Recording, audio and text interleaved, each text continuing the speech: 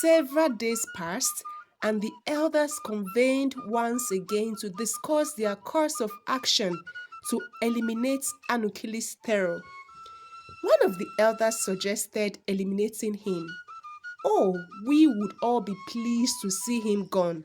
But how can we accomplish this? Another elder questioned. By shooting him, of course, declared another. But let's think carefully. Firing bullets at him may not kill him, and he will retaliate, urged an elder. Other proposals were put forth, but ultimately they decided to enlist a native doctor's help to concoct a liquid charm that would render Anukili blind. The charm was delivered to Anukili through witchcraft. As he slept at night, as planned, it entered his eyes, and when he woke up in the morning, he couldn't see. The residents of Ezeagulu were elated to hear that Anukili had lost his vision, rendering him unable to torment them or snatch their food. Anukili, famished and in agony, was powerless to act due to his impaired sight. The people of Ezeagulu ridiculed him until one day his friend and native doctor from his mother's hometown heard of his plight and visited him. Anukili was overjoyed to welcome him and confided in him about the struggles he, the fierce warrior, had been facing. His friend chuckled, praised him, and said, "Weren't you the one who called yourself Anukili Ogu, the strong and invisible warrior, and claimed that no one could harm you?" Anukili replied, "Yes, I did." His friend then remarked, "If it is indeed true that you are as powerful as you claim to be, break the spell that is causing your blindness and restore your sight." Anukili explained to him that his predicament was not caused by a mortal. Still, rather, it was spiritual and beyond his control. He implored his friend to aid him, as he had exhausted all his efforts, but to no avail. His friend laughed and stated, "I am the oracle of the gods, and nothing escapes my knowledge." "Yes, you are, and that is why I'm seeking your assistance," Anukili earnestly pleaded. At that moment, his friend took pity on him, ventured into the forest, and plucked some healing herbs. He cleaned them and extracted some liquid, which he then poured into Anukili's eyes. Miraculously, Anukili's vision was restored, and he was immensely grateful to his powerful friend. The people of Ezeagulu, upon noticing that Anukili had regained his sight, became anxious and fearful. They wondered amongst themselves, "Now that Anukili can see, who knows what he might do to us?" Anukili, overjoyed at being able to see once more, expressed his gratitude to his friend and inquired about what exactly had transpired. His friend elucidated the details, and Anukili thanked him once again, promising to be forever indebted to him. Anukili expressed his displeasure towards the entire people of Ezeagulu, exclaiming that they had foolishly danced to a song that would never cease. His attitude towards them became intolerable. Not only did he snatch food from their hands, but he also demanded payment before allowing any burial to take place, threatening to seize the corpse if his demands were not met. The people of Ezeagulu had no choice but to comply, even though his demands were excessive and burdensome. It wasn't long before Anukili's words were considered law, granting him the authority of the elders. He took control of all their affairs, judging cases and imposing rules that required their consultation and permission for any event to occur. Additionally, he expected to be honored with gifts of food during each harvest season. Unfortunately, Anukili's strict decisions and demands were too overwhelming for some villagers to abide by. They continued to go against his orders, harvesting crops, burying the dead, and even holding marriage ceremonies in his absence. Their fear of Anukili discovering their disobedience plagued them. But they couldn't stop. That is until he eventually found out. He punished them severely and threatened to dismiss anyone who dared to defy his orders. The villagers were filled with panic. The fear of Anukili consumed them.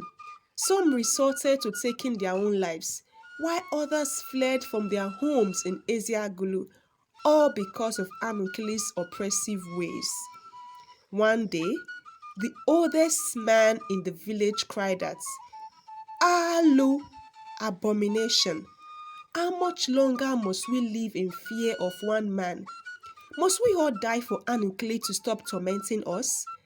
Must we repeat our past mistakes and flee from Ezeagulu, or shall we become slaves in our land? We reverence him like our chi, yet his treatment towards us remains deplorable. As the biggest and most powerful among us, he should protect and guide us, and even teach our young men how to be brave warriors. Instead, he uses his might to deceive and mistreat us. This needs to stop, he declared.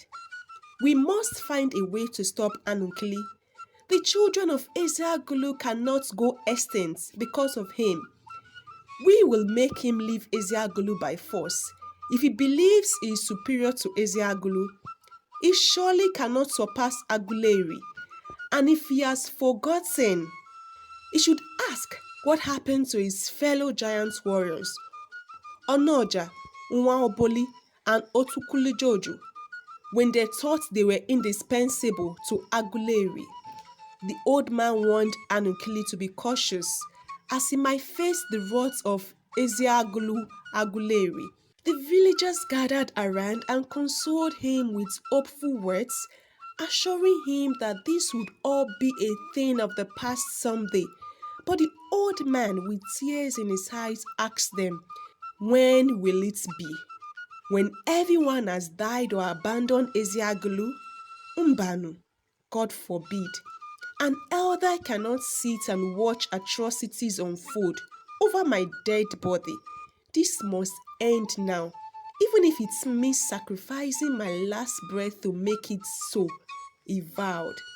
As the old man continued speaking, two people whispered to him, warning him to lower his voice as Anukili was passing by. But he refused to cower in fear. Should I hide or start crying just because Anukili is passing? No, not anymore. Anukili needs to hear the truth, he proclaimed. Much to the villagers' dismay, they tried to hush him, but he persisted, asking them, for how long will we live in terror and panic? People are dying and even taking their own lives. Some have fled, all because of Anukili. The people tried to hush him, but he adamantly persisted, questioning them. How much longer shall we succumb to panic and exist in perpetual fear? Lives are being lost. Suicide has become a daily occurrence. Some have fled all because of Anukili. Here we are, enduring starvation and suffering, all to appease the demands of one man who fancies himself as Anukili Ogu. From this point forward, no one is to bring any provisions to him, he declared. As the elder continued his proclamation, Anukili made his entrance. The villagers gazed at one another upon noticing him. So, you are the brave one who opposes my decisions, Anukili inquired of the elder. The elder replied, I'm not only challenging your decisions, but also imploring you to cease mistreating the people of Ezeagulu. Let us be, Anukili. Ezeagulu was at peace and in harmony before you were brought into this world and grew up to pose as an impediment to us. Anukili, spare us, I implore you. Anukili glared at the elder for a few moments, then chuckled and issued a threat. I can see you are already envisioning your own grave. If you were forewarned that I, Anukili, will be the one to lead you to your long-awaited grave, so your old blood may be on my head, you should inform them that you did not lay eyes on me. He also informed the elder that he was currently in a rather benevolent mood and had pardoned him. He then proceeded to warn the elder's children that they would bear responsibility for their father's fate if he dared to mention or challenge Anunkili's decisions again before he departed. The elder shouted after him and fervently sang a song as he exited. Anunkili, leave us alone. Anunkili, spare us. Despite the elder's desperate pleas, Anunkili never ceased his malevolent actions. He forcefully dictated and demanded whatever he desired. It wasn't until the elder's patience had worn out that he sought out the elders of the 3/4 of Aguleri, ultimately reporting the matter to them. In response, the elders of the 3/4 immediately summoned Eremo, a native of Enugu, Aguleri. Eremo was the intrepid soldier who selflessly volunteered himself to lead the charge against the two colossal warriors, Onoja, Nwaoboli, and Otukili Jojo. These warriors were a constant nuisance to Aguleri and its neighboring communities. Much like Anukili, Eremo, being the honorable man that he was, accepted the call and reported on Anukili. The elders turned to him for his expertise on how to deal with the troublesome giants. Eremo simply laughed and assured them that their mission was as good as accomplished.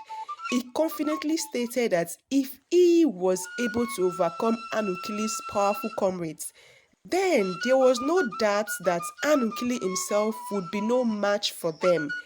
The elders were overjoyed with Eremo's reassurance. They expressed their faith and trust in him, which was the reason they sought him out in the first place. Eremo then promised to return in 3 market days to discuss the steps they needed to take to eliminate Anukili.